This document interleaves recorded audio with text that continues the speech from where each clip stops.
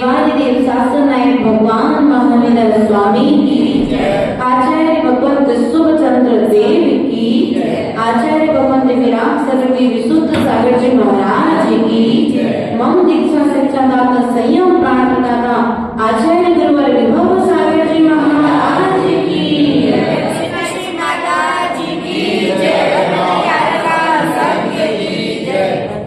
प्रिय बंधुओं, समय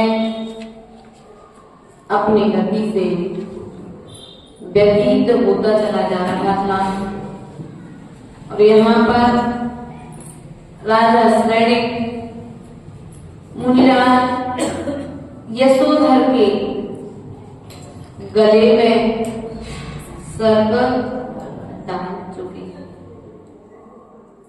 और डालने के बाद 3-4 दिन तो राज्य में आए ही नहीं और आए भी तो रानी चेलना का सामना नहीं किया, लापता रहे 3 दिन तक। और जैसे ही वे रानी चेलना के समक्ष आए तो चेलना ने बड़ा ही प्रसन्न पाया। तो चेलना ने पूछ लिया, स्वामी आज आप बड़े प्रसन्न दिख रहे हैं, क्या बात है? श्रेणिक कुमार ने कहा, मैंने अपना बदला पूरा कर लिया, अर्थात मैंने अपना बदला ले लिया। रानी ने पूछा, आपने क्या किया? कैसा बदला? किससे बदला ले लिया? श्रेणिक कुमार हंसने लगे और हंसते हंसते उन्होंने कहा, मैं 3 दिन पूर्व वन क्रीड़ा के लिए गया था और वन में मैंने दिगंबर मुनिराज को देख करके मुझे आक्रोश उत्पन्न हुआ और मैंने उनके गले में मरा हुआ सर्प डाल दिया। रानी चेलना के पैरों के नीचे से जमीन मानो उसे इतना खेद उत्पन्न हुआ, वो हाय हाय करके बहुत रुदन बताने लगी, बहुत दुखी हुई और उसने अपने स्वामी से बोला कि हे मगधेशपति, आपने बहुत निंदनीय कार्य किया है। आपने जो दिगंबर मुनि का अपमान किया है, मानो आपने ही अपने लिए दुखों को निमंत्रण दिया है। ऐसा कृत्य करने से आपको नरकों के दुखों को भोगना पड़ेगा, आपको नाना तरह की बीमारियों का सामना करना पड़ेगा। पता नहीं कौन सी गति में जाकर के आपको इस पाप के कृत्य को भोगना पड़ेगा। नाना तरह से वह विलाप करती हुई वह रोने लगी। श्रेणिक कुमार ने उसे धैर्य बंधाते हुए चेलना से कहा, देखो तुम ज्यादा चिंता मत करो और दुखी मत हो। वो मुनिराज अभी तक तो सर्प निकाल करके उस स्थान से चले गए होंगे और तुम यहाँ पर फालतू में विलाप करती हो।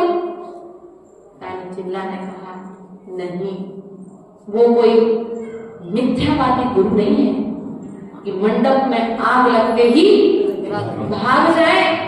वे सच्चे रत्नात्रय के आराधक दिगंबर गुरु हैं, अरहंत मुद्रा को धारण करने वाले हैं और उपसर्ग के समय में दिगंबर मुनिराज स्थान छोड़कर के भाग नहीं है, वे अपने पुण्य स्थान में व्यवस्थित हो जाया करते हैं।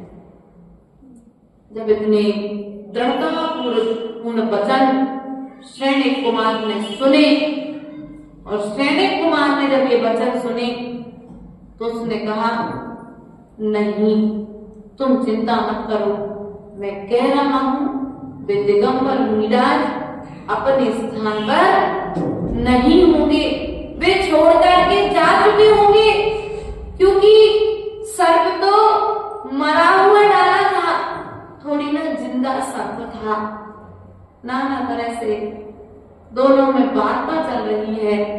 रानी चिल्ला ने कहा, चलो मुझे अति शीघ्र उन मुनिराज के चरणों में ले चलो, जिन मुनिराज के ऊपर में तुम उपसर्ग करके आए हो। किस उद्यान में, किस वन में, किस पहाड़ के ऊपर वे दिगंबर मुनिराज विराजमान हैं, जिनके ऊपर तुम यह उपसर्ग करके आए हो। सैनिक कुमार ने कहा भी, देखो संधि काल हो रहा है, थोड़ा समय और रुको, अपन थोड़े समय के बाद प्रस्थान करेंगे। लेकिन जिस शिष्य का गुरु दुख में हो, उसके लिए कहाँ चैन पड़ेगी। उस रानी चिल्ला का अनंत मुद्रा के प्रति, सच्चे देव और शास्त्र गुरु के प्रति इतना अधिक समर्पण था कि गुरु को और अधिक कष्ट ना सहन करना पड़े। सर्प जिंदा होता तो फिर भी छोड़ करके निकल जाता शरीर को स्पर्श करके, लेकिन सर्प मरा हुआ है और मरे हुए सर्प के कारण पता नहीं कितने जीवों ने मुनिराज के शरीर में अपने घर बना लिए होंगे। अब वह बहुत भीतर भीतर व्यथित हो रही है, दुखी हो रही है, मुनिराज की पीड़ा का चिंतन कर रही है।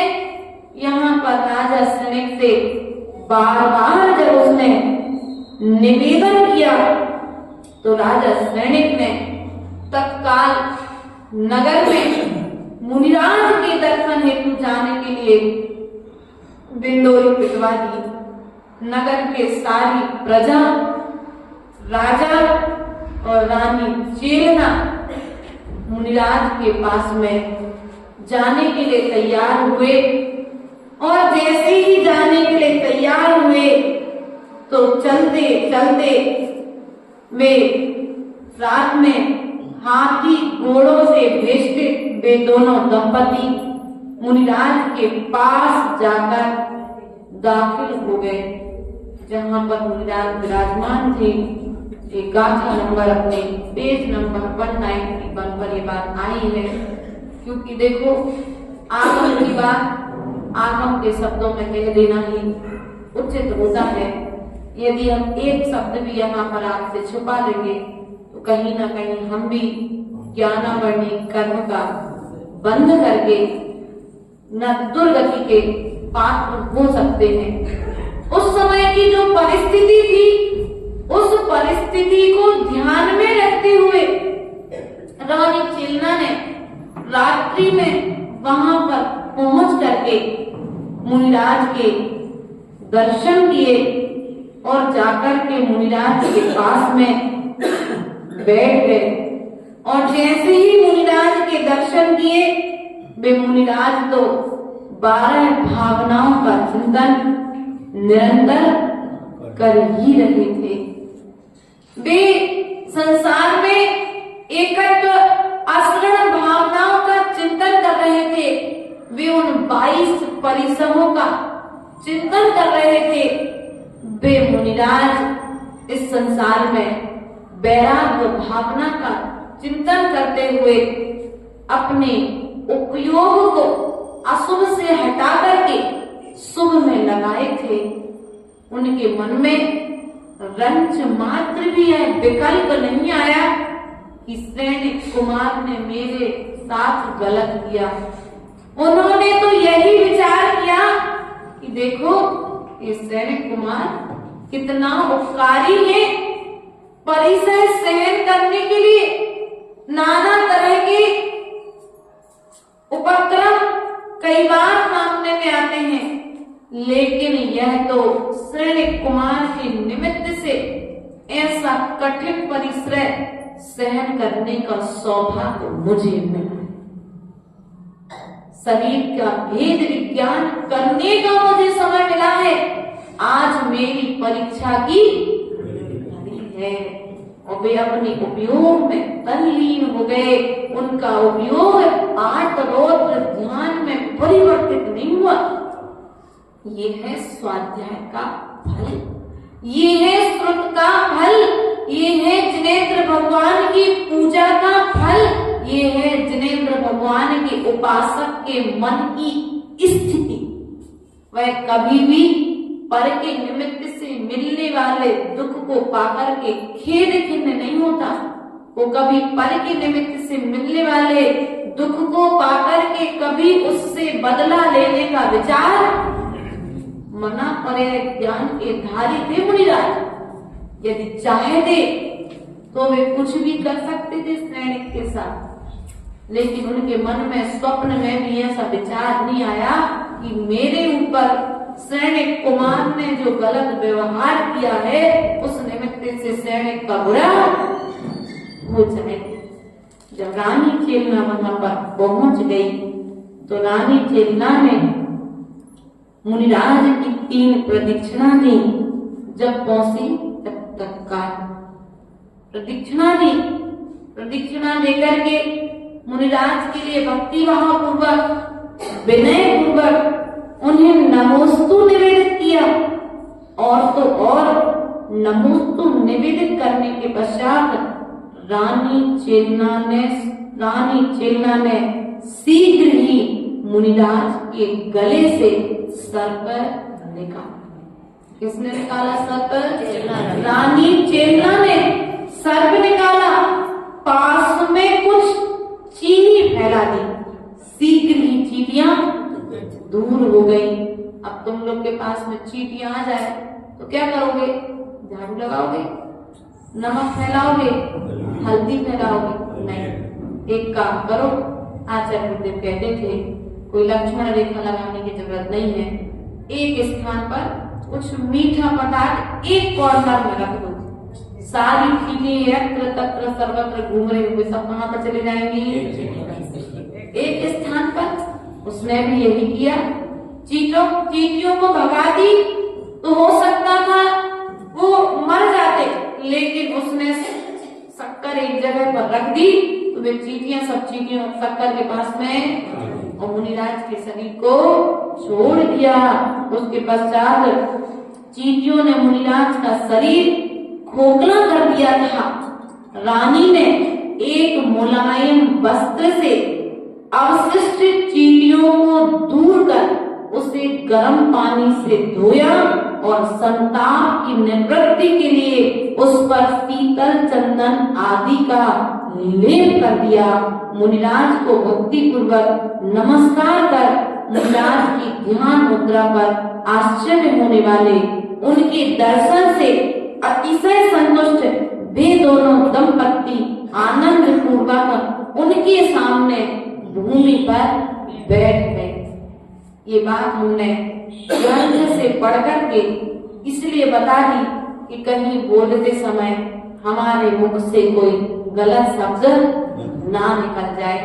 द्रव्य क्षेत्र काल भाव की वर्तमान व्यवस्था क्या है, उस व्यवस्था को हमें ध्यान रखना है, लेकिन कभी आगम का लोभ भी नहीं करना है।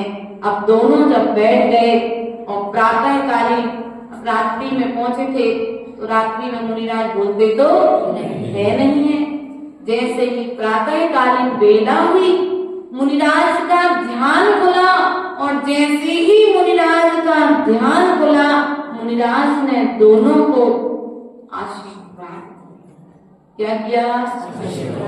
आशीर्वाद दिया।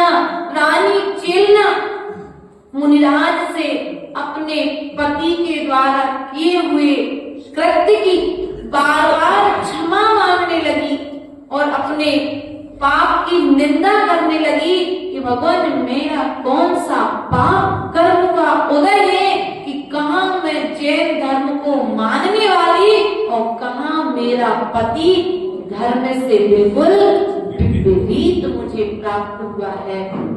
वह मुनिराज के चरणों में बारंबार निंदा करती, गढ़ा करती, आलोचना करती और बार बार प्रायश्चित की याचना करती। हे भगवान, आपके लिए मेरे पति के द्वारा कोई कष्ट हुआ हो, क्षोभ हुआ हो, तो आप क्या करो, मुझे क्षमा प्रदान करो। इस तरह का वह बार बार बचना लाभ करती और रुदन करते हुए मुनिराज के चरणों में अपने पापों की आलोचना करती। यहाँ पर आचार्य भगवान कहते हैं, देखिए मुनि यशोधर ने जो धर्म वृद्धि दी थी वह साधारण ना थी, किंतु मोक्ष, स्वर्ग आदि सुख प्रदान करने वाली थी। जो उन्होंने क्या किया था, धर्म वृद्धि। जब उनको पहली बार संघ से विहार हुआ और उसके कुछ समय पश्चात माता पिता आए, तो संघ में देखा था कि भैया घर वाले जब आते तो बोलना नहीं पड़ता है ना। तो अकेले थे, गुरुदेव के साथ में थे, जब तक तो सब कुछ चल जाता था, भैया आचार्य से आशीर्वाद दे देंगे। अब अकेले हैं तो क्या करेंगे, अपन से कोई छोटा है तो वो आशीर्वाद नहीं देगा, वो बोलेगा भैया आ गए, अच्छे से बैठ गए सब कुछ। तो हमको एक गृहस्थ श्रावक ने बताया ये उदाहरण दे करके, बोले कि माता जी आप उन्हें गृहस्थ क्यों समझते हो, वो गृहस्थ नहीं है, वो आपके संबंधी नहीं है, लेकिन धर्मात्मा तो है। इसलिए आप उन्हें एक धर्मात्मा की दृष्टि से देखो और धर्मात्मा की दृष्टि से देख करके उन्हें सब धर्म वृद्धि रस्तु का आशीर्वाद दो। आप, मैंने कहा हमको अच्छा नहीं लगता जिनने मुझे पाला पोसा खिलाया और मैं उनको आशीर्वाद दूं, तो ले आप जिस पद पर हैं आपको उस पद पर रह करके उस पद की मर्यादा का पालन करना पड़ेगा। तो यहाँ पर ये तो धर्म वृद्धि रस्तु की बात आई है, तो यहाँ से धर्म वृद्धि रस्तु की बात हमको यहाँ स्मरण आई। प्रिय बंधुओं, ध्यान रखना, आचार्य भगवत यहाँ पर कहते हैं कहाँ भविष्य का होने वाला तीर्थंकर और कहाँ मुनिराज के गले में जैसे ही उस सैनिक कुमार ने सर्प डाला, 7वें नरक की 33 सागर की आयु का बंध कर लिया। अब देखिए बुद्धि का परिवर्तन कैसे होता है। राजा सैनिक जैसे ही मुनिराज ने धर्म वृद्धि रस्तु का आशीर्वाद दिया, मानो वह तो भीतर से पानी पानी हो गया। वह अपने भीतर में अभी तक राजा सैनिक तो खड़े होकर के मात्र देख रहा था क्या होता है, कि मुनिराज क्या कहते हैं, अब क्या करते हैं। रानी चेलनाग और मुनिराज का संवाद सुन रहा था, लेकिन जैसे ही उनने धर्म वृद्धि रस्तु का आशीर्वाद दिया, सैनिक के परिणामों में परिवर्तन। ये होते हैं मुनिराज की संगति का असर। उस क्रूर परिणामी जीव के परिणाम भी मिट्टी की तरह कोमल। अब वह भी भीतर भीतर मिट्टी देखी आप लोगों ने, वो मूर्ति के माता जी सुबह से शाम तक धूल से परेशान। वो यदि मिट्टी योग्य मिट्टी है तो योग्य मिट्टी में थोड़ा सा भी पानी पड़ेगा वो तत्काल सॉफ्ट हो जाती है। और कड़क मिट्टी है, पकी पकाई मिट्टी है, उसमें कितना भी पानी डालो वो घुलती ही कहीं ना कहीं दाने रूप में। ईंट देखिए आप लोगों ने, ईंट पककर के आके फिर उसे आप कितना भी चूड़ा बना लो, लेकिन वो मिट्टी के स्वभाव को प्राप्त नहीं होती है। जैसे आचार्य गुरुदेव ने कहा है, जो सम्यक दृष्टि जीव होता है, सम्यक दृष्टि के परिणाम मिट्टी के जैसे मुलायम होते हैं। किसकी जैसे? मिट्टी के जैसे मुलायम होते हैं। थोड़ी देर के लिए कसाई आएगी, लेकिन दूसरे क्षण में जैसे किसी का संबोधन मिलेगा वो कसाय समाप्त हो जाएगी। राजा सैनिक जब तक क्षायुक सम्यक दर्शन को प्राप्त था, तब तक उसके भी मन की स्थिति कुछ इसी तरह की थी। अब यहाँ पर उसने 7वें नरक की आयु का बंध कर लिया। यहाँ पर राजा सैनिक, यहाँ पर जब मुनिराज ने उपदेश दिया, उनका संबोधन सुना, आशीर्वाद दिया। राजा श्रेणिक के विषय में भी रानी चेलना से कोई शिकायत ना की। तो वहीं पर खड़ा हुआ श्रेणिक कुमार अपने भीतर ही भीतर जो पश्चाताप को प्राप्त हो रहा था, वह श्रेणिक कुमार ऐसा विचार करता है, अब पाप निवृत्ति के उपाय यही श्रेयकर होगा कि मैं खड़ग से अपना सिर काटूं। क्या विचार किया श्रेणिक ने? मैं अपनी तलवार से अपना सिर काट लूं और मुनिराज के चरणों में गिरकर समस्त पापों का समन कर लूं। श्रेणिक कुमार ऐसा विचार कर ही रहा था कि मुनिराज ने श्रेणिक कुमार की ओर उपयोग लगाते हुए, ध्यान डालते हुए श्रेणिक कुमार से कहा, हे परम ज्ञानी, हे नरनाथ, तुम्हें किसी प्रकार का विपरीत विचार नहीं करना चाहिए। आप विनाशार्थ जो तुमने आत्महत्या का विचार किया है तो ठीक नहीं। अब तो श्रेणिक कुमार बड़ा आश्चर्य हुआ कि मेरे मन की बात इनको कैसे पता पड़ेगा। मना पड़ेगा ज्ञान था, वो तो आज तक मिथ्या धर्म को ही श्रेष्ठ धर्म मानता था, मिथ्या गुरु को ही श्रेष्ठ गुरु मानता था, लेकिन दिगंबर गुरु को मेरे मन की बात इन्हें कैसे पता पड़ी कि मैं आत्महत्या करने का विचार कर रहा हूँ। वह और आश्चर्यचकित हुआ और मुनिराज पुनः उससे बोले, आत्महत्या से रत्ती भर भी पाप का नाश नहीं हो सकता है। आप लोग भी यही करते हैं। कभी कभी घर में पति से लड़ाई हो गई, सास ने 2 शब्द कह दिए, बेटे ने तुम्हारी आज्ञा नहीं पाली, तो क्या आता मन में, दुकान में घाटा हो गया, पैसा दुकान अच्छी नहीं चली, थोड़ी सी घर में खाने को रोटी व्यवस्थित नहीं मिली, पहनने को अच्छे कपड़े नहीं मिले, रहने को अच्छा मकान नहीं मिला, तो क्या सोचते, इस दरिद्री भरी जिंदगी जीने से अच्छा है तो अरे बोल दो, तुम तो ऐसे करते ना। देखो रजामत में अपना उपयोग मत करना, हमारा उपयोग छोड़ करके तुम लोग वहां लग गए। मेहमान है, जरूर हम समझ सकते हैं आपके, ध्यान रखना प्रिय बंधुओं। अपन ऐसे गलत विचारों का से बोलो तो उड़िया उड़िया धोने का मन तो नहीं है, सीधे एक बार